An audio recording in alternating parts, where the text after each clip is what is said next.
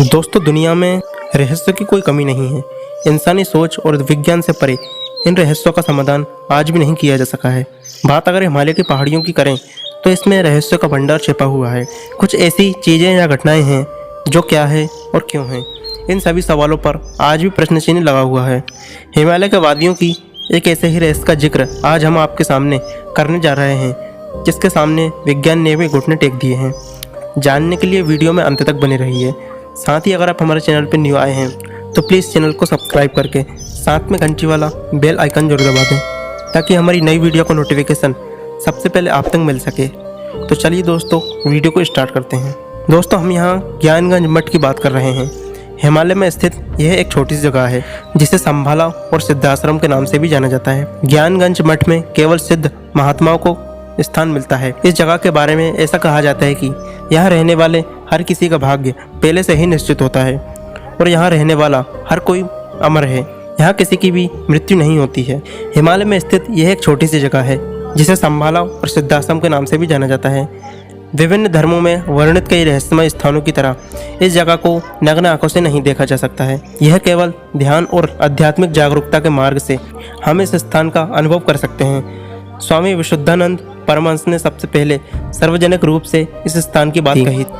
इन्हें बचपन में कुछ समय के लिए वहां ले जाया गया था और उन्होंने लंबे समय तक ज्ञानगंज आश्रम में अपनी साधना की। हिंदू धर्म में कई लोग मानते हैं कि महर्षि वशिष्ठ, विश्वामित्र, कणाद, पुलस्त्य आदि महायोगी, गोरखनाथ, श्रीमद शंकराचार्य, भीष्म कृपाचार्य को भौतिक रूप में वहां भटकते देखा जा सकता है और किसी को भी उनको उपदेश सुनने का सौभाग्य प्राप्त हो सकता है। कई सिद्ध योगी, योगिनियाँ, अप्सराएं, संत इस स्थान पर ध्यान करते पाए हैं।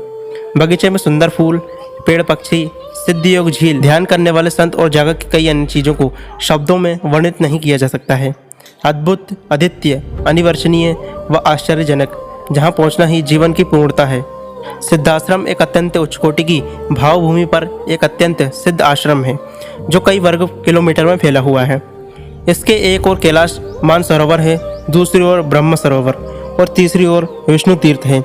इन तीनों पुण्य स्थलों के बीच यह सिद्धाश्रम स्थित है। स्वयं विश्वकर्मा ने ब्रह्मा जी के कहने पर इस आश्रम की रचना की थी। परमहंस स्वामी सच्चिदानंद प्रभु, जिनकी आयु हजारों हजारों वर्ष की है और जो समस्त गुरुओं के गुरु हैं, वे इस श्रेष्ठतम आश्रम के संस्थापक, संचालक एवं नियंता हैं। सच्चिदानंद जी के बारे में स्वयं ब्रह्मा जी ने कहा है कि वे साक्षात ब्रह्मा का मूर्ति में पुंज है। भगवान शिव ने उनको आत्मा स्वरूप कहा है और सभी देवी देवता उनकी एक झलक पाने को ललायित रहते हैं। सिद्धाश्रम में चारों ओर दिव्य शिलाएं देखने को मिलती हैं, जिस पर हजारों वर्ष के योगी साधनारत एवं समाधिस्थ हैं। वहाँ जगह जगह पर दिव्य कल्पवृक्ष देखने को मिलते हैं, जिनका विभिन्न शास्त्रों में वर्णन है। इस सिद्धाश्रम का सबसे अधिक आकर्षण का केंद्र है यहाँ की सिद्ध योगा झील। कई किलोमीटर विस्तार में फैली हुई यह अद्भुत झील कायाकल्प के गुणों से युक्त है। 60 साल का व्यक्ति भी यदि इसमें स्नान कर लेता है तो वह सौंदर्य से परिपूर्ण कामदेव के समान हो जाता है। उसके सारे मानसिक एवं दैहिक क्लेश समाप्त हो जाते हैं और वह पूर्ण आरोग्य को प्राप्त करता है। इस झील में कई नौका हैं जिसमें साधक जन एवं देवांगनाएं विहार करते दिखाई देते हैं। वास्तव में ही सिद्धाश्रम काल से परे कलजाई आश्रम है। यहाँ पर न सुबह होती है, न शाम होती है और न ऋतु परिवर्तन होता है। यहाँ पर सदैव वसंत ऋतु का ही मौसम रहता है एवं सदैव ही शीतल चांदनी सा प्रकाश बिखरा रहता है। योगियों के शरीर से जो आभा प्रकाशित होती है उससे भी यहाँ प्रकाश फैलता रहता है। इस कालजयी आश्रम में किसी की भी मृत्यु नहीं होती है। हर कोई सौंदर्यवान का तरुण एवं रोग रहित रहता है। यहाँ पर उगी वनस्पति, पुष्प एवं कमल भी कभी मुरझाते नहीं हैं। सतयुग, त्रेताकालीन, द्वापरकालीन अनेकों अनेक दिव्य विभूतियाँ इस दिव्य आश्रम में आज भी विद्यमान हैं।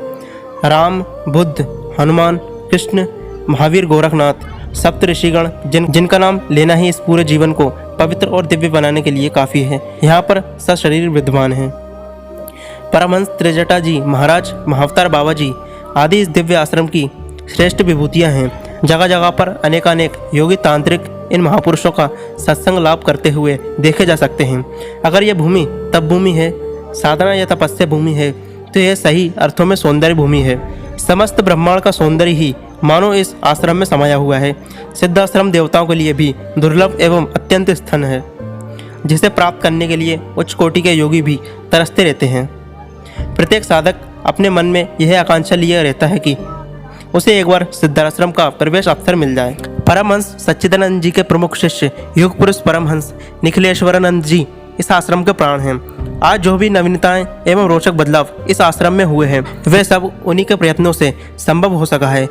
वास्तव में बिना निखिलेश्वरानंद जी के तो सिद्धाश्रम की कल्पना ही नहीं की जा सकती।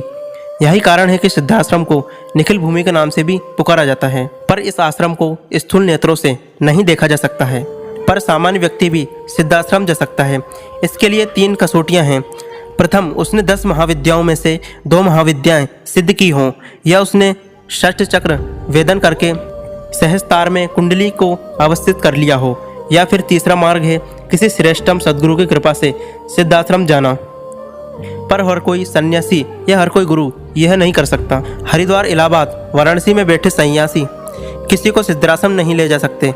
शिष्य को वे ही सद्गुरु सिद्धाश्रम ले जा सकते हैं जो स्वयं सिद्धाश्रम की परंपरा से जुड़े हैं, जो सिद्धाश्रम सशरीर गए हुए हों और वहां से वापस भी आए हैं, जिनका आगमन है सिद्धाश्रम में, जिन्होंने 10 महाविद्याएं सिद्ध की हैं एवं जिनका सहस्तार पूर्ण जागृत है और जो ब्रह्मांड वेदन में पूर्ण सिद्धहस्त हैं।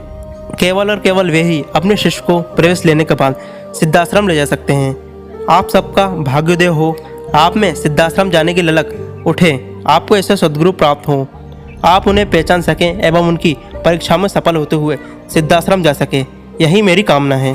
परम पूज्य योगीराज परमहंस स्वामी निखिलेश्वरानंद जी महाराज का नाम अपने आप ही देवगंगा की तरह पवित्र, उज्ज्वल एवं शीतलता का प्रतीक है। मात्र उनके संसर्ग, सहचार एवं संपर्क से ही जीवन की पूर्णता का आभास अनुभव होने लगता है। एक ही जीवन जीते हुए उन्होंने प्रत्येक युग को देखा है, द्वापर को, त्रेता को और इससे भी पहले वैदिक काल को। उन्हें वैदिक रचना ज्ञात हैं, द्वापर की एक एक घटना स्मरण है, त्रेता के एक एक क्षण के साक्षी रहे हैं। उन्होंने जो साधनाएं संपन्न की हैं वे अपने आप में ही अद्वितीय हैं। अगम्य हजारों हजार वर्ष के योगी भी उनके सामने नतमस्तक रहते हैं, क्योंकि वे योगी उनके आभ्यंतरिक जीवन एवं भावनाओं से परिचित हैं। वे जानते हैं कि यह व्यक्तित्व अनूठा है, अद्वितीय है। इसके पास ज्ञान एवं साधनाओं का इतना विशाल भंडार है कि योगी कई 100 वर्षों तक उनके सहचार में रहकर भी उसे पूरी तरह प्राप्त नहीं कर सकते। संपूर्ण वेद एवं शास्त्र उन्हें स्मरण हैं और वे जब बोलते हैं तो ऐसा प्रतीक होता है कि स्वयं ब्रह्मा चारों मुखों से वेद उच्चारित कर रहे हैं। मैंने उन्हें ब्रह्म स्वरूप को देखा है, उनके विष्णु स्वरूप को देखा है, उनके रुद्र स्वरूप को देखा है, उनके रौद्र स्वरूप को भी साक्षी रहा हूँ। मैंने उनके जीवन के हर क्षण को जिया है और यह अनुभव किया है कि वास्तव में ही योगेश्वर निखिलेश्वरानंद जी इस समस्त ब्रह्मांड की अद्वितीय विभूति हैं। और इस बात का साक्षी मैं ही नहीं अपितु सैकड़ों योगी, ऋषि एवं मुनि रहे हैं। सिद्धाश्रम का हर योगी इस बात को महसूस करता है कि निखिलेश्वरानंद जी नहीं है तो यह सिद्धाश्रम भी नहीं है, क्योंकि निखिलेश्वरानंद जी इस सिद्धाश्रम के कण कण में व्याप्त हैं। वे किसी को दुलार देते हैं, किसी को सहलाते हैं, किसी को झड़कते हैं, तो केवल इसलिए कि वह कुछ सीख ले, केवल इसलिए कि वह कुछ समझ ले, केवल इसलिए कि वह जीवन में पूर्णतः प्राप्त कर ले। और सभी ऋषिगण उनके पास बैठकर अत्यंत शीतलता का अनुभव करते हैं। ऐसा लगता है कि एक साथ ब्रह्मा, विष्णु, महेश के साथ बैठे हों। वे अद्वितीय युग पुरुष हैं। हो सकता है कि वर्तमान काल उनको समझ नहीं सके, क्योंकि एक अनिवर्चनीय व्यक्तित्व को काल अपनी बाहों में बांध नहीं सकता, समय उनकी गाथा नहीं गा सकता। वह तो जो उनके साथ रहा है, जो साक्षीभूत रहा है, वही समझ सकता है, क्योंकि उन्होंने तो कई रूपों में जन्म लिया है। शंकराचार्य के रूप में, बुद्ध के रूप में, महावीर के रूप में, योगियों के रूप में और सभी रूपों में वे अपने आप में उच्चतम रहे हैं। कृष्ण ने गीता में अर्जुन को जिस प्रकार अपना विराट स्वरूप दिखाया, उससे भी उच्च एवं अद्वितीय विराट स्वरूप मेरे अलावा हजारों सन्यासियों ने उनका देखा है। 101 कलापूर्ण एवं अद्वितीय व्यक्तित्व हैं। एक युग पुरुष हैं जो एक विशेष उद्देश्य के लिए इस पृथ्वी ग्रह पर आए हैं। वास्तव में ही सिद्धाश्रम इस समस्त ब्रह्मांड का आध्यात्मिक चेतन बिंदु है। ऋषि, योगी, मुनि एवं हजारों वर्ष की आयु प्राप्त तपस्वी भी मन में यह आस पाले रहते हैं कि एक बार भी अगर सिद्धाश्रम के दर्शन हो जाएं तो यह हजारों वर्ष का जीवन धन्य हो जाए। सिद्धाश्रम के मुख्य महोत्सवों में किन्नरों से संगीत बजवाया, गंधर्वों का दिव्य गायन करवाया एवं अप्सराओं से नृत्य भी करवाया। और सब ऐसा हुआ तो पूर्व सिद्धाश्रम एक क्षण रुक सा गया, क्योंकि इससे पहले वहाँ अप्सरादि का नृत्य नहीं हुआ था। इस सब को मर्यादा के विपरीत माना जाता था। आप तो सिद्धाश्रम में आमूलचूल परिवर्तन करना चाहते थे और यह परिवर्तन वहाँ स्थित ऋषि एवं मुनियों को आशा था। और जब अपने उर्वशी से 1 घंटे तक नृत्य करवाया तो सबकी आंखें परम पूज्य स्वामी सच्चिदानंद जी पर टिकी हुई थीं कि अब वे किसी भी समय कुछ भी कर सकते हैं। धार्मिक एवं पौराणिक मान्यता के अनुसार जब पृथ्वी पर पाप बहुत अधिक बढ़ जाएगा तब दुष्टों के संहार के लिए विष्णु का यह अवतार यानी कल्कि अवतार प्रकट होगा। कल्कि को विष्णु का भावी और अंतिम अवतार माना गया है। भगवान का यह अवतार निष्कलंक भगवान के नाम से भी जाना जाएगा।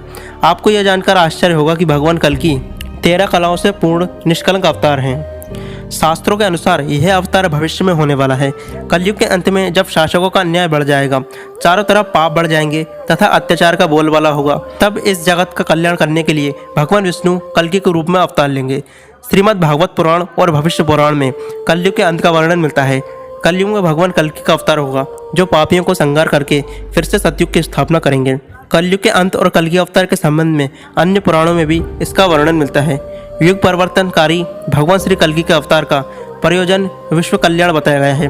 श्रीमद् भागवत महापुराण में विष्णु के अवतार की कथाएं विस्तार से वर्णित हैं। इसके 12वें स्कंद के 2वें अध्याय में भगवान के कल्कि अवतार की कथा विस्तार से दी गई है, जिसमें यह कहा गया है कि संबल ग्राम में विष्णुयश नामक श्रेष्ठ ब्राह्मण के पुत्र के रूप में भगवान कल्कि जन्म लेंगे। तो दोस्तों, आपका इस बारे में क्या कहना है, हमें कमेंट करके जरूर बताएं।